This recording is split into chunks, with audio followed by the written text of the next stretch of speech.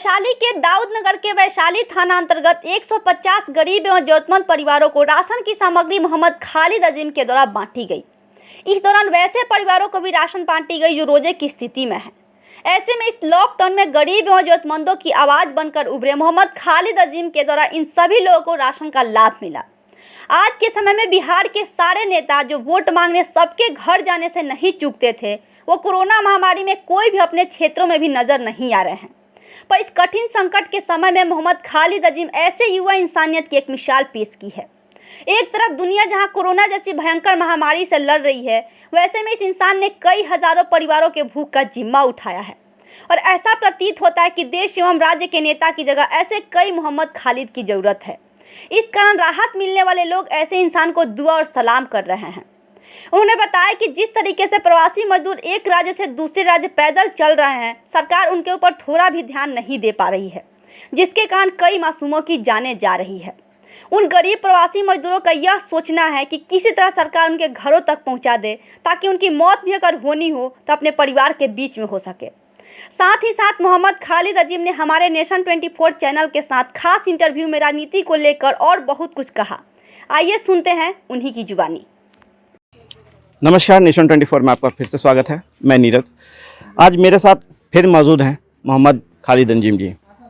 आज उनका दौरा वैशाली क्षेत्रों में हुआ है और जहाँ जहाँ ज़रूरतमंदों को राशन और भोजन की ज़रूरत पड़ी है, आज वो मुहैया करा रहे हैं। आइए हम आज उनसे चंद सवाल करते हैं और जानते हैं अभी के परिवेश के बारे में।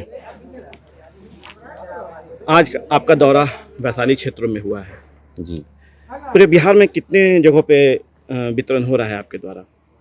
देखिए, जगह काउंट नहीं किया है, लेकिन दरभंगा के अंदर में, वैशाली के अंदर, मुजफ्फरपुर, मसौड़ी, इस तरह डिफरेंट प्लेसेस में, बिहार शरीफ, लोकल पटना के अंदर में, तो अलग अलग जगहों पे जहाँ रिक्वायरमेंट आ रही है वहाँ हम भेज रहे हैं। जहाँ हम जा सकते हैं, जहाँ हमारे पहुँच के लायक है, जहाँ आप लोग की मदद से या जैसे भी जानकारी मिलकर जहाँ पहुँच पा रहे हैं वहाँ पहुँचते हैं। बाकी जगहों पे हम फंड भेज देते हैं, हमारे जो भाई लोग हैं जो हमें मांगते हैं वहाँ भेज देते हैं, वहीं वो डिस्ट्रीब्यूट कर देते हैं। इस तरह से हमारा सिलसिला चल रहा है।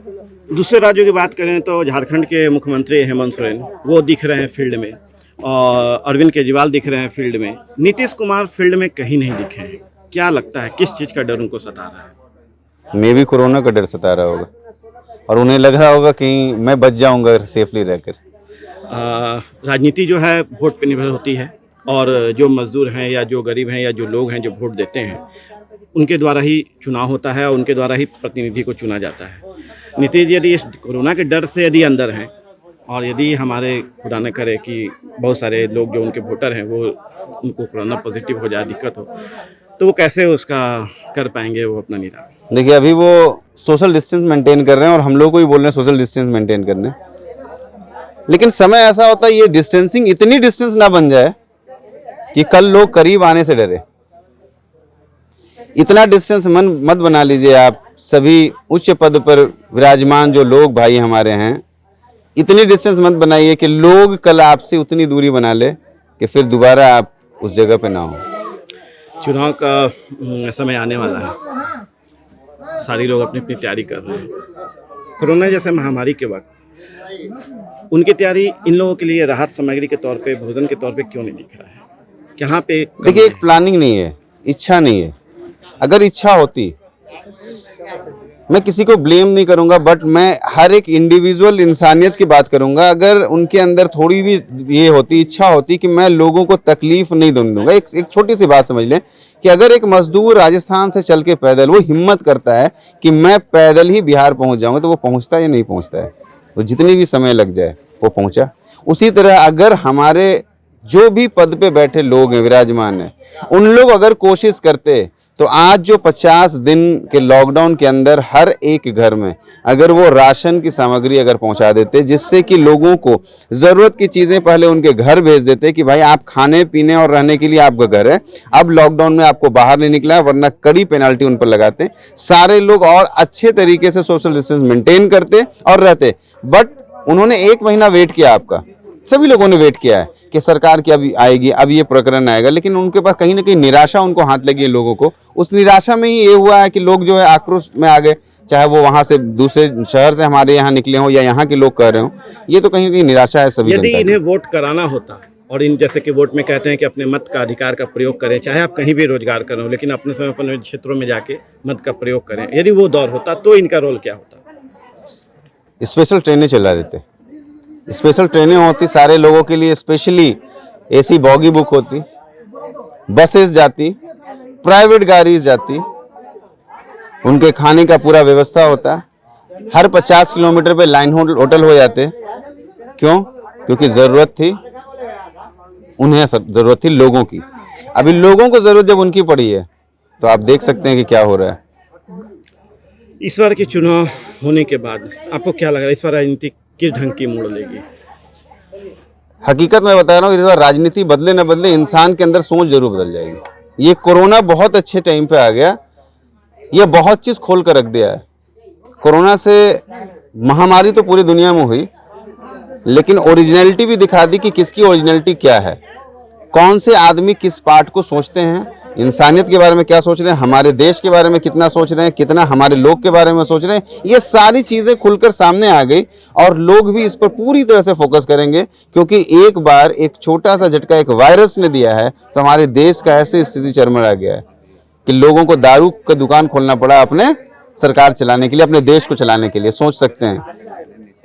तो सर आने वाले समय में लोग बहुत अच्छे पॉजिटिवली लेकर जाएंगे और बहुत अच्छे तरीके से जब भी इलेक्शन आएगा तो लोगों को अच्छी एंटरटेनमेंट मिलेगी, लोगों को अच्छी सिलेक्शन करने का मौका मिलेगा कि अच्छे लोगों को लाएंगे जो ग्राउंड लेवल पर उनके साथ खड़े रहें। यानी कि अब लोगों की सोच बदलेगी और चंद टुकड़ों, कागज़ के टुकड़ों के लिए या लिकर के लिए अब वो अपनी सोच को नहीं बदल के वैसे लोग को नहीं चुनेंगे, गद्दी पे नहीं बैठाएंगे जो आज उस दुख के घड़ी में उनको वो साथ नहीं दे रहे हैं। एकदम ऑब्वियसली अब मैं बता रहा हूँ एक नई ट्रेंड आएगी जिसके अंदर अब लोग राजनीति में जो वोटिंग करते हैं उसमें जातिवाद की वोटिंग नहीं होगी, क्योंकि कोरोना ने सिखा दिया है कि किसी के लिए नहीं, सबके लिए बराबर है। दूसरा, क्षणिक सुख के लिए लोग वोट किसी को नहीं देंगे। शाम के समय जाकर डीले जो हो जाती है, जिसके अंदर जो उनके फौरी तौर पे एंटरटेनमेंट की चीज़ें पहुंच जाती है, उस पे वोटिंग नहीं होंगे। एग्जैक्टली वो अपने मुद्दों पे वोटिंग कराएंगे। और उनको चाहिए क्या, उनके शहर में अगर बिहार के अंदर इलेक्शन होती है तो सबसे पहली मुद्दा है कि बिहार के जो श्रमिक मजदूर जो बाहर जाकर काम करते हैं उनको यहाँ काम दें आप। सबसे पहली मुद्दा ये है, अगर यहाँ काम होती तो आज इतनी बड़ी मुसीबत नहीं होती और इतना शर्मनाक जो हादसा है मैंने देखी है, या शर्मसार जो हम दूसरे राज्यों में होते हैं वो ऐसे ट्रीट कर रहे हैं जैसे बिहार के लोगों को कहीं एकदम से साइड कर देना, उठाकर गंगा जी में डाल दो। राज्य का आंकड़ा जो है कोरोना पॉजिटिव का वो बढ़ता जा रहा है, क्या संदेश अपने राज्य के लोग, चूँकि आप भी एक समाजसेवी युवा के तौर पे जगह जगह जाके सारा लोग को राहत पहुँचा रहे हैं, क्या संदेश देंगे, किस तरह से वो मेंटेन करें कि हमारे यहाँ जो आंकड़ा है राज्य का वो कम हो और थोड़ी इसकी कमी आए? अभी भी स्थिति जो है वो बहुत स्पीड पकड़ लिया है। अभी 100+ में एवरीडे जा रही है हमारे बिहार के अंदर में अब रेशियो। तो हमारे सभी भाइयों से एक रिक्वेस्ट है कि अब सोशल डिस्टेंसिंग को मेंटेन करना है। एक वर्ड को सोशल को हटा दें, फिजिकल डिस्टेंसिंग मेंटेन करना है तो ज़्यादा अच्छा लगेगा। शरीर से दूरियां बनाएं, लोगों से भागे नहीं कि ये कोरोना वाला ये क्या है। दूसरी एक चीज़ करनी होगी, जितना ज़्यादा फोकस करना है हमें हाथ को धोना है और सफाई के ऊपर में। जितनी ज़रूरत हो, भीड़ जो जहाँ पर लगी हो वहाँ कम से कम जाएं, अपने काम के लिए निकलें। कोशिश ये करें आने वाले 4-6 महीने 8 महीने जो हमारा समय है, इसमें जितना जल्दी हम इस बीमारी से निजात पा लें, जब तक कोरोना को हराने के लिए जब तक हम लोग दूरी नहीं बनाएंगे, क्योंकि ये सिर्फ एक आदमी की बात नहीं है कि अगर मुझे लगेगी तो मुझे ही रह जाएगी। मैं कितने लोगों को साथ में इसमें अटैचमेंट कर लूँगा इसकी गिनती नहीं है, कितनी फैमिलीज चली जाएगी इसकी कोई गिनती नहीं है। कोशिश हमें इस बात को करना है कि हम लोग को पूरी तरह सेफ्टी रखते हुए अपने आप को, ठीक है ज़रूरत जहाँ है, हमें अब ज़रूरत आ पड़ी है क्योंकि घर में हमारे बच्चे बीवी जो भूखे मर रहे हैं उनके लिए कमाने भी जाना है, लेकिन सेफ्टी रखते हुए हमें रोड पे जाना है और सारी चीज़ों को मेंटेन करके वापस आना है और अक्ल को खोलनी है। अब थोड़ा सेविंग पे अपने ध्यान देना है और आगे की तरफ अग्रसर होकर, बहुत ज़्यादा एक्साइटमेंट होकर किसी भी काम में हम देखते हैं लोगों को। गांधी मैदान की अगर अभी बात हो जाती ना तो शायद पूरा पटना शहर फुल हो गया था एक ज़माने में। वही गरीब भाई आए थे, उनको लाने की बात हो जाती तो ऐसे भर देते हैं। समझें चीज़ों को, हम भाई से यही रिक्वेस्ट करेंगे। और जो हमारे मिडिल क्लास फैमिली के और जो लोग सक्षम हैं इस लोगों में, उन लोग भी समझें कि थोड़ा कोऑपरेशन उन लोग के साथ बढ़ाएं, अच्छी ज्ञान बांटे लोगों में।